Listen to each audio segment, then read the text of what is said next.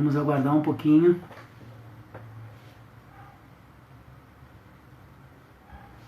Vamos ver quem é que vai aparecer.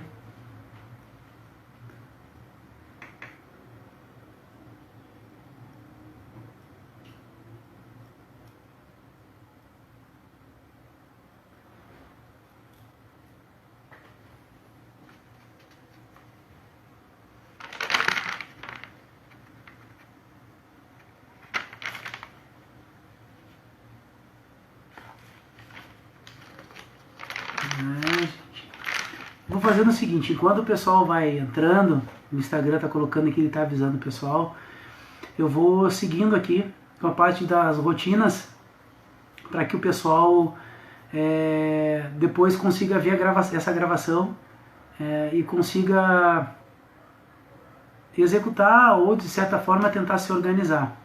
Se por um acaso vocês tiverem alguma dúvida, gente, coloque nos comentários as dúvidas de vocês dentro desse tema que a gente está trabalhando, para que eu possa estar buscando alternativas e soluções, certo? No meu perfil lá, acho que eles falam que é na bio, né?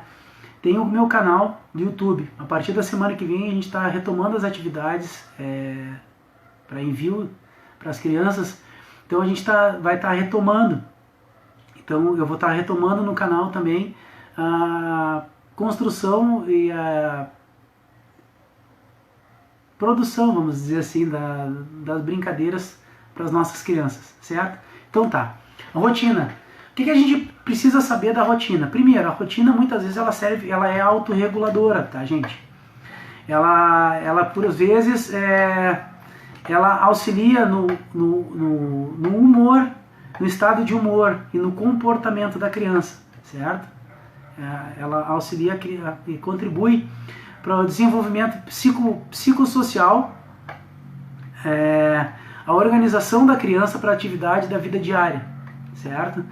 Então, a gente precisa entender que, primeiro, os autistas eles têm uma dificuldade de lidar com o que é abstrato. Então, a gente não adianta só falar, a gente precisa mostrar no concreto, certo? Uma das coisas que eu tenho percebido durante o trabalho, principalmente que eu trabalho com dois segmentos, né? O segmento aquático e o segmento com a psicomotricidade, é que no meio aquático é complicado eu montar uma rotina para eles que seja visual, que fique na borda da piscina, porque molha. Então o que eu tenho procurado fazer? Eu tenho procurado deixar os materiais numa sequência, aonde eu vá trabalhando a cada atividade que eu faça com ele, ele já sabe que vai utilizar um determinado tipo de material, né? Mas eu prometo para vocês que, até mesmo para que eu possa verificar ou possa adaptar essa rotina para a água, e depois eu me comprometo de ir colocando para vocês como é que eu trabalho com essas rotinas concretas na água, tá? Então, a gente tem alguns tipos de rotina, certo? Essa rotina que eu vou falar para vocês agora é a rotina oral. Aí vocês vão perguntar, mas Fernando, tu acabou de dizer que eles não conseguem lidar no campo da imaginação, eles precisam do concreto. Essa rotina oral, ela é dada, ela é informada quando algo acontece no trajeto ou que vai alterar na rotina diária do nosso aluno, da nossa criança, né? Então é preciso com que a gente, tão logo a gente saiba que aconteceu um contratempo, a gente precisa informar para essa criança que nesse dia, em função de determinadas situações, aquela rotina que estava programada, que ele está acostumado a fazer, não vai acontecer por causa de determinados fatores, ou porque a professora faltou, ficou doente, ou uma série de detalhes, certo? Por que isso é importante? Nesse momento, vocês informarem eles oralmente. É óbvio que a gente sempre deve lidar com uma certa previsibilidade dentro disso, né? A ideia é que a gente consiga avisar antecipado as pessoas, os pais, os cuidadores ou os acompanhantes dessa criança, dessa pessoa autista, que vai acontecer que determinado dia não vai conseguir fazer o atendimento ou trabalhar com ele em função de tais e tais problemas. Mas a gente sabe que na vida diária as coisas não funcionam assim, nem sempre as coisas funcionam dentro do horário, né, do dia programado. As coisas acontecem quando tem que acontecer, ela acontece. Então, de imediato, tão logo vocês saibam o que aconteceu, é importante vocês relatarem para eles que aquela rotina naquele dia não vai acontecer porque aconteceram outras situações. Quando ela é alguma coisa antecipada, né, que é prevista e de uma certa forma ela é avisada com antecedência, tem como vocês, a família, organizar algo para poder suprir essa lacuna da rotina dela que foi quebrada, né? Então, com algumas situações que vocês vivenciam no dia a dia, que vocês conseguem, de uma certa forma, articular para que ela não se sinta desprestigiada, desatendida, ou que ela pense que o prof não quis atender ele naquele dia. É que isso é muito comum, né? Um outro tipo de rotina é a rotina concreta. É a rotina concreta. Como é que funciona a rotina concreta? A gente pode construir, gente, um painel, né, no canto da sala, uma rotina, né? Bota num painelzinho lá uma rotina, certo? Então, para que serve essa rotina concreta? Ele precisa se ver, para que ele precise se organizar, ele está vendo naquele dia o que vai acontecer ao chegar na sala de aula, né? É importante, quando a gente trabalha em sala de aula, essa conexão com a família, que a família esteja sabendo qual é a rotina deles naquele dia na escola, para que a família, de uma certa forma antecipada, já trabalhe isso com eles, lembrando eles, e que quando eles chegam na sala de aula e eles veem a rotina deles ali, eles consigam se organizar, eles fiquem tranquilos que está tudo estruturado, né? Eles não se sintam desprestigiados ou de uma certa forma acabe desencadeando algum processo ali de ansiedade ou de agressividade, ou que eles não queiram ficar na sala de aula, né? Até porque quando os pais fazem essa abordagem já antecipada, muitas vezes eles já apresentam determinados comportamentos de rejeição ou de resistência, né? Ou eles simplesmente entendem aquilo e quando, ao chegar no lugar, eles vão comprovar e vão se certificar se aquilo realmente vai acontecer. Então é importante ser visual, eles estarem visualizando aquela rotina, né? E ao chegar na sala, vocês reforçarem, a gente reforçar para eles a rotina deles. E isso muito mais e principalmente se acontece alguma coisa com algo que está programado dentro dessa rotina, não vai acontecer, né? Então a gente retoma. Ou aquela professora da parte especializada que iria trabalhar a parte do conto não foi.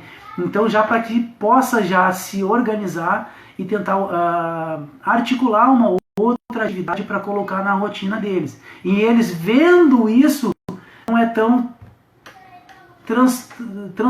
transtornante para eles, né? Então eles conseguem se organizar dentro disso. Então, como é que a gente pode montar? Algumas dicas de se montar esse painel. Gente, esse painel pode ser montado em casa, principalmente nessa época. O que vocês vão avaliar? O que é necessário fazer nesse período de rotina, montar de rotina dentro de casa? Bom, eles têm que se organizar durante a semana porque as escolas estão mandando atividade. Então, o que acontece? Vocês podem organizar essa rotina por símbolos, né? Então, existem ou figuras. Tem alguns packs, né? Vocês podem colar velcro nesse painel e atrás das figurinhas dos packs com velcro, onde vocês podem ir colando, né? Mas vocês têm que ter cuidado nas figuras que vocês vão colar, porque qualquer imagem que tenha a mais para eles nas figuras, eles podem interpretarem que existe uma outra informação junto com aquela que vocês colocaram. E aí pode haver uma confusão na informação. E aí, com essa confusão, eles não vão conseguir interpretar o que está se pretendendo, o que está programado na rotina, e pode acontecer deles se desorganizarem. Tá? Então vocês cuidem com as figuras que vocês vão colocar. Uma outra forma, gente, que é lidar com a parte mais concreta, é também, e uma outra forma alternativa de trabalhar em outro tipo de rotina, é montar essa rotina num painel através de fotos dele, né? Foto dele fazendo o tema, as fotos dele na hora do lanche. Então vocês podem usar fotos concretas, onde eles se veem, né, onde ele tá vendo, ele está se vendo e consegue entender a mensagem que aquela rotina está passando para ele, né? Escovando o dente. Cuidado quando vocês forem tirar foto em ambientes neutros, onde não apareça nenhum tipo de informação para eles, certo? Porque isso pode confundir a cabecinha deles, eles não entenderem a mensagem que vocês estão tentando passar. Embora que na imagem que esteja ele aí com o objeto fazendo a atividade que vocês querem, que está programado. Tá? Então tomem cuidados. Um outro tipo de rotina que vocês podem montar com eles dentro desse painel é por material concreto, né? Então, por exemplo, a criança tem dificuldade na imagem, um problema de comunicação visual ali, que ela não consegue entender o que é aquela cadeira com aquela mesa e um livro em cima, certo? Então, o que vocês procuram fazer? Botar a cadeira simboliza para ele que ele tem que ficar sentado, né? Então, pode ser uma atividade programada que ele vai fazer sozinho, ou botar o desenhozinho de uma mesa que aí possa representar para ele uma atividade coletiva. Eu estou dando algumas sugestões, gente, que só vocês que trabalham com eles e conhecem essa especificidade deles, vocês sabem qual o símbolo concreto que eles vão ver, que eles vão entender que a atividade naquele momento ela é individual, ou a atividade, na próxima atividade, naquele momento ela é coletiva, certo? Mas é importante que essa comunicação visual, essa rotina seja feita através da linguagem deles, da forma com que eles entendam. Não adianta a gente colocar na rotina, montar uma rotina, tanto faz na vertical ou na horizontal. Na horizontal pode ser montada em forma de linha do tempo, né? Que fica mais fácil, vocês podem identificar também com numeração, número 1, número 2, número 3, e a todo tempo vocês estarem colocando isso para eles e falando, agora nós vamos para a atividade número 1. Atividade número 1, o que é? E aí ele consegue identificar aquilo e fazer. Isso vai deixar a criança, a pessoa autista, mais tranquila, mais calma, e ele está vendo que a atividade está organizada, está tudo controlado, então não tem motivo para que ele se desorganize, ok? E outra forma também, e aí vai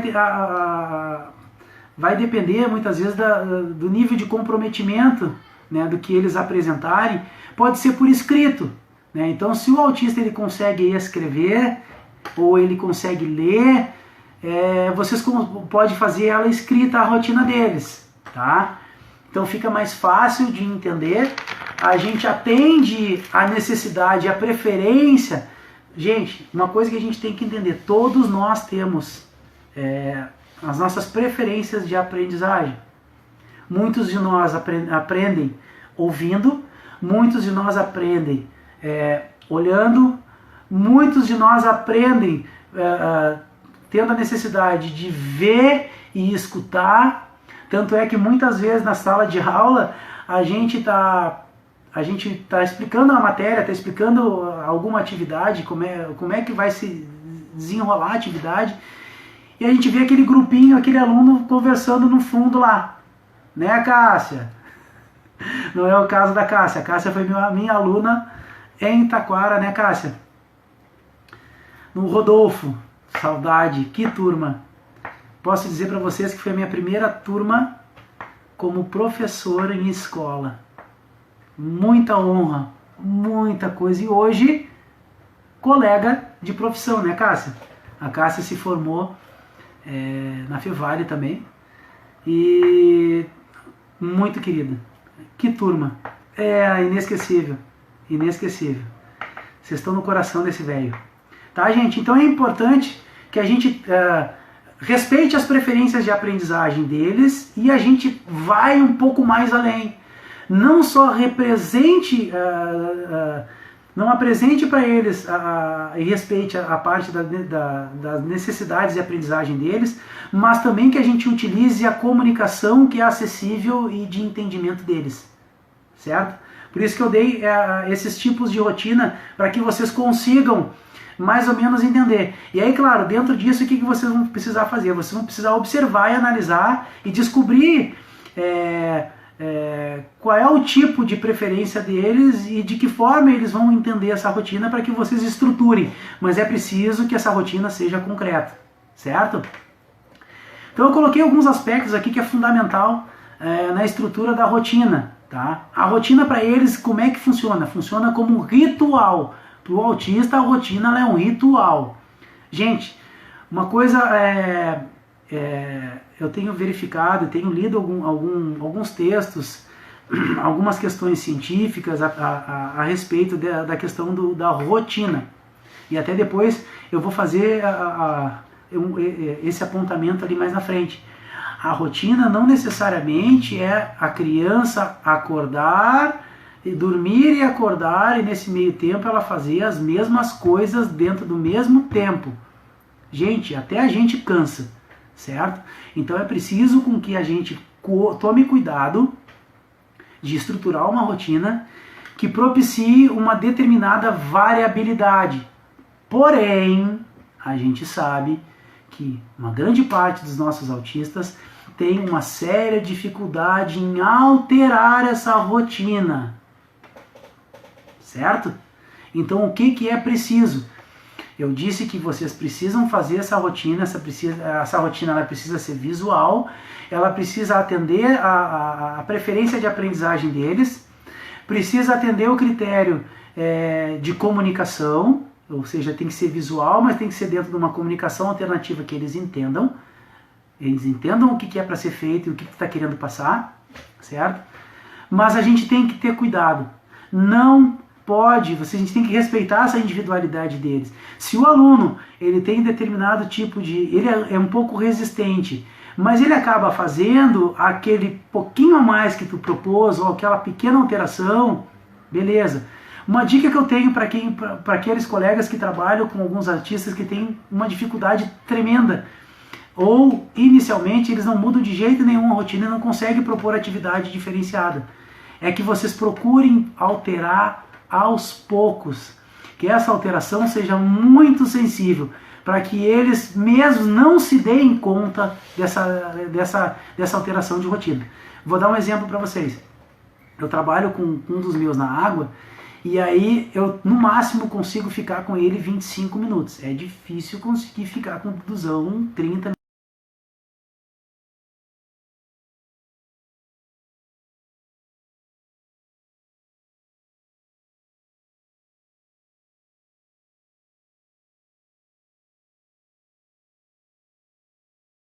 Quando ele chega, eu mostro a rotina e digo, ó, hoje o prof colocou uma rotina nova pra gente fazer. E aí, conforme, às vezes, gente, no início ele apresenta um pouco de resistência. Durante a atividade, a gente vai envolvendo eles de uma tal forma que nem eles dão conta que tu acabou fazendo uma atividade a mais, ou seja, isso tomou um tempo a mais e tu conseguiu segurar um tempo a mais no atendimento, na aula, certo? Tem dias que ele vai sinalizar, não vai sinalizar nada e tu vai achar que tá ok, e na hora de fazer, ele vai encontrar uma certa resistência. Gente, uma certa resistência é normal, e cabe a gente também tentar convencer eles, né, de que aquilo é preciso e se faz necessário dentro daquilo que é preciso. Óbvio, né, gente, se a gente perceber que eles não têm, não conseguem, eles aumentarem essa resistência, ela passar por uma questão um pouco mais, vocês perceberem que ficou bem presente a questão da ansiedade, eles começaram a apresentar uma certa irritabilidade, uma questão agressiva, parou. Não é o momento, certo? Então, quem vai dar esse momento, esse feedback, vai dar o termômetro desse trabalho com eles, são eles mesmos. Tá? Então, a gente tem que ser muito sensível para perceber, mesmo na montagem da rotina e na alteração, né? Como é que ele está chegando, certo? Então, isso é preciso. Então, o que é fundamental, então, na estrutura da rotina? Ao organizar a rotina, quando a gente organizar essa rotina, tu programar 2 atividades que são desgastantes, e na terceira atividade ser uma atividade que cause prazer para ele, ou uma atividade que ele queira fazer, mesmo que seja livre, né? Então a gente programa, tem que ter um espacinho dentro da sala programado para que ele fique ali, que ele tenha como referência que naquele momento ele conseguiu realizar as 2 atividades, e a terceira atividade é a atividade livre dele, que ele pode ir para o canto dele, que vocês institucionalizaram, convencionaram, que é o cantinho dele, de ficar livre. Então vocês deixem um material ali que ele gosta e ele vai fazer. Por quê?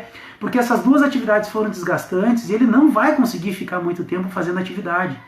Vocês não adianta querer, é uma tortura querer manter, às vezes manter os nossos alunos, né, neurotípicos, fazendo 4 horas seguindo a rotina ali de português, matemática, história, geografia. É complicado. Vocês imaginam uma criança autista, que ela precisa aquele nível de atividade, que houve um desgaste mental deles, eles precisam retomar essa calma. Então essa terceira atividade deles, ela vai funcionar como uma atividade de volta à calma, onde ele consiga se reorganizar, se acalmar, para que ele retome de novo a próxima sequência de mais 1 ou 2 atividades com uma alta carga de desgaste, certo? O que é importante, gente, ele sempre tem uma pessoa como referência, certo? E a gente ser referência deles é uma dádiva de Deus. Isso fica marcado com uma consolidação de um laço.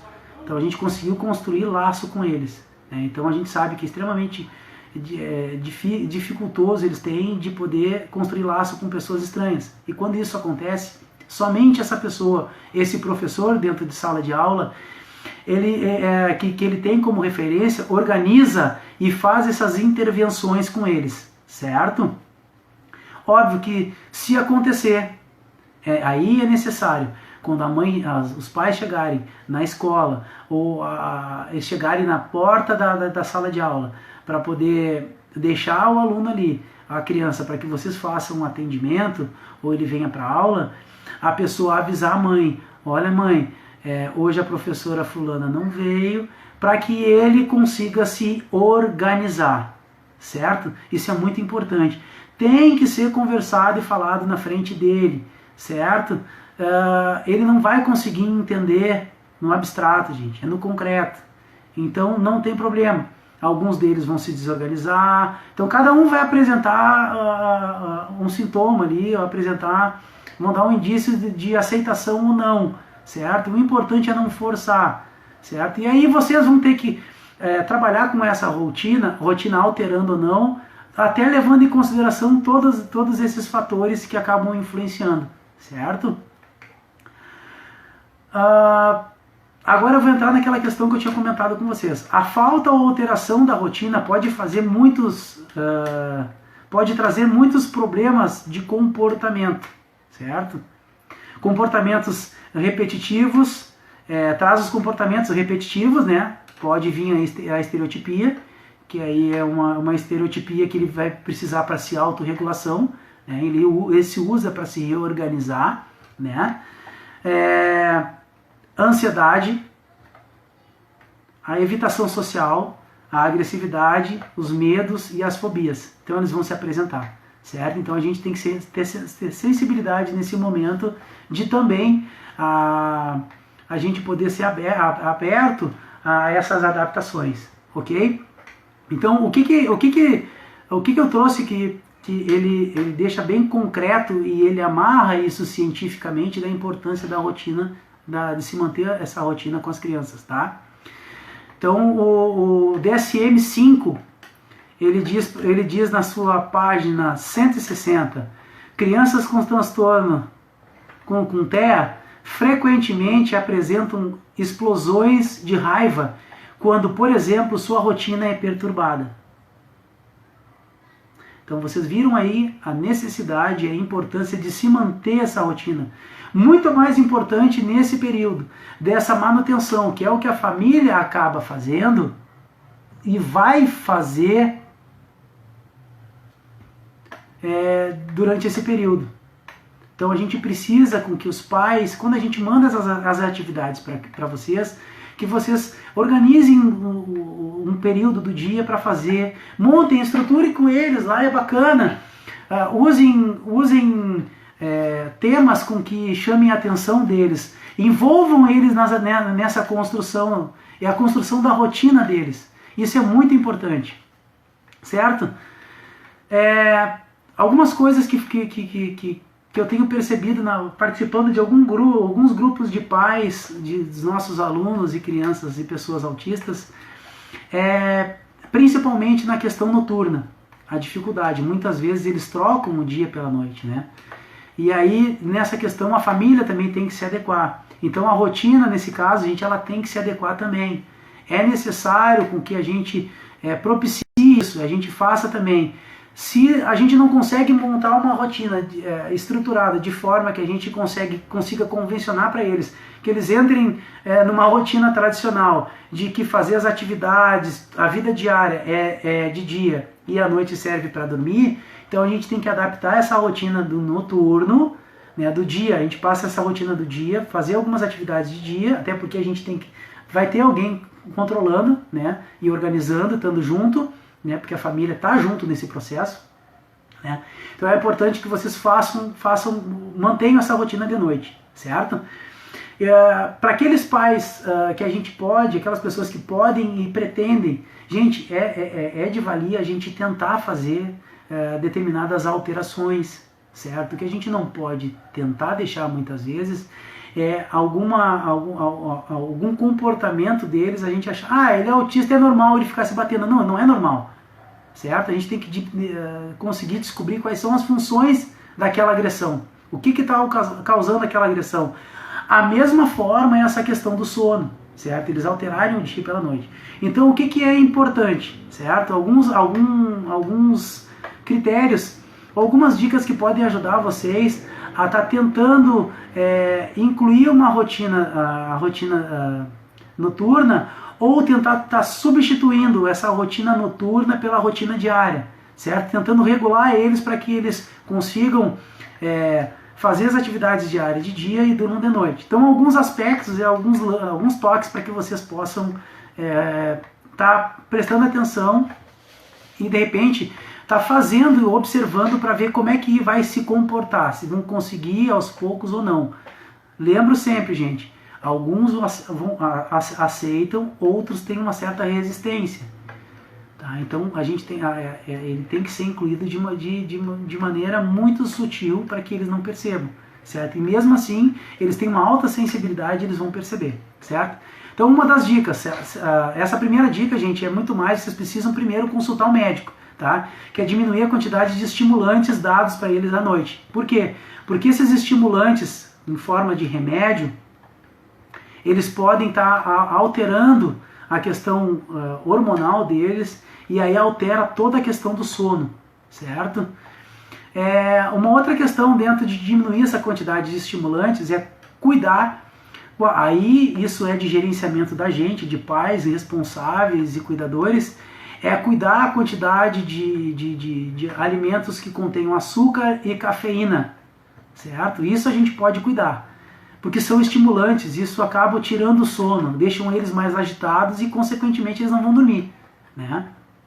Então isso vai acabar atrapalhando a rotina deles diária e vai fazer com que eles troquem o dia pela noite, certo? Uma outra questão também que pode ajudar é estabelecer a própria rotina de noite, né? Então vamos lá.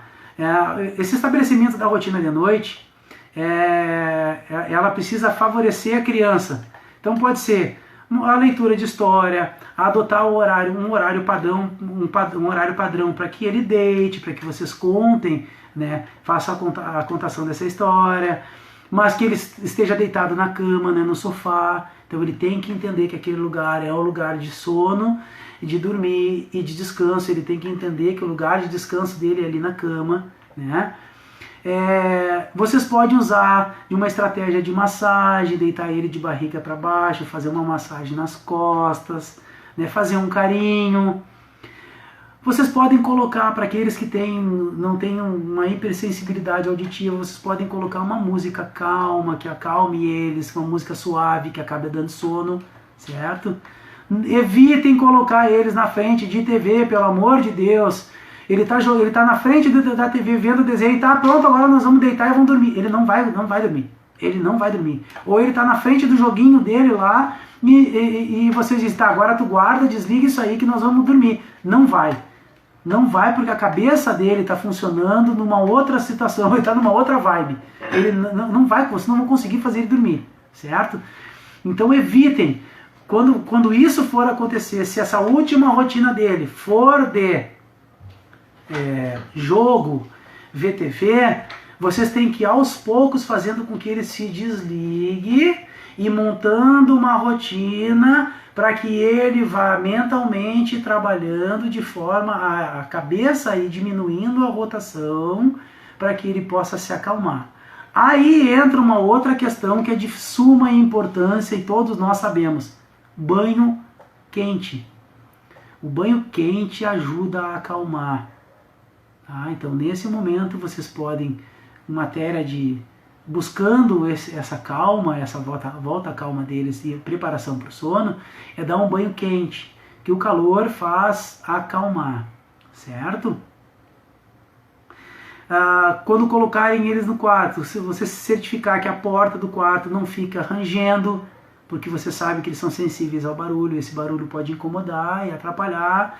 Então às vezes são pequenas coisas que só vocês vivenciando isso, vocês podem ter essa noção de saber o que pode estar atrapalhando na hora do sono e poder ter essa atitude de resolver, tá? Então eu estou dando algumas dicas que às vezes que a gente está envolvido não consegue ver isso, né?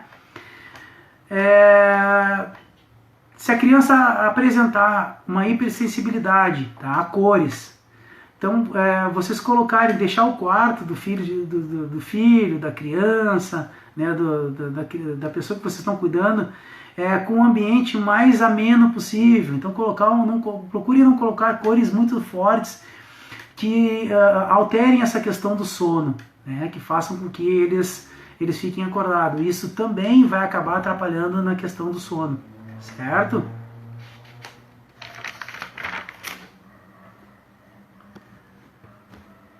Bom, gente, para que a gente possa finalizar hoje essa nossa conversa sobre esse tema na rotina, nessa época de pandemia, eu separei um texto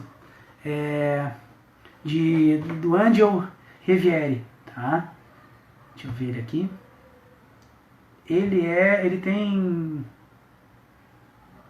é bem curtinho.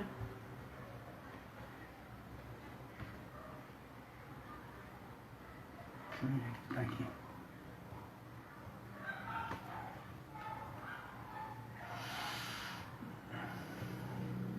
Deixa eu ver aqui. Ele sumiu. Pera aí.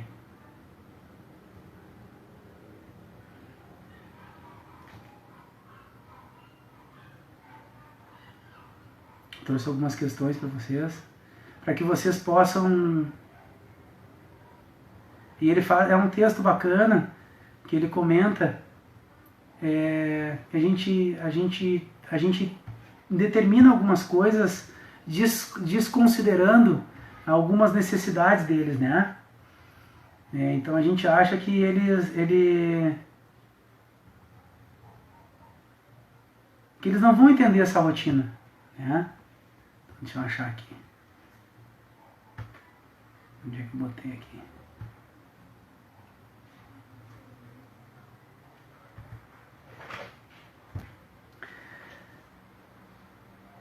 A gente como adulto, e a gente tem mania de propor, né? Propor as atividades e achar que eles devem fazer, custe o que custar. E aí o autor faz esse texto bem bacana, que é uma conversa, né? Ele faz exatamente o contrário, é exatamente o que todo autista ele quer, ele precisa, na verdade, né? E ele quer. Tinha deixado ele separado aqui, gente, peraí.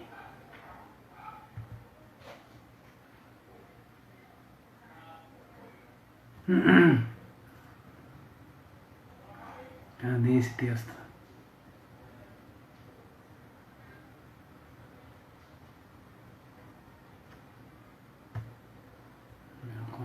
Vamos ver aqui. 4. Aqui, achei. Então, esse texto, o nome desse texto é O que nos pediria um autista, certo? Então vamos lá. Ele tem, são 20 itens que ele coloca, mas eu vou ler o item número 12, tá? Que é exatamente para dentro dessa questão da rotina que a gente conversou até agora, para fazer o fechamento. Item número 12, então, do texto do Angel Revieri, O que nos pediria um autista? Não me peça sempre as mesmas coisas, nem me exija as mesmas rotinas. O autista sou eu, não você. Certo, gente? Então a gente tem que escutar eles. A gente tem que ser sensível a verificar como eles estão naquele determinado momento para que a gente possa fazer a abordagem certa. Então, se a gente, que é neurotípico, a mesma rotina, fazer as mesmas coisas sempre, causa um certo grau de estresse, né, e cansaço, vocês imaginam eles. Por que eles vão ser diferentes? Não são diferentes, eles são iguais a gente. A gente também tem as nossas dificuldades e a gente quer que as pessoas entendam e respeitem as nossas dificuldades. Vamos fazer isso também. Vamos tentar entender para que a gente possa respeitar as dificuldades do outro da mesma forma que o outro vai entender as nossas. Certo, gente? Por hoje eu finalizo a nossa live, a nossa conversa. Aqueles que não conseguiram assistir o primeiro vídeo, acessem lá o meu story, que vai estar o primeiro vídeo, certo? Essa é a sequência para que a gente pudesse finalizar o tema de hoje. Certo, gente? Fiquem todos bem, se cuidem, grande beijo e até a próxima live. Valeu!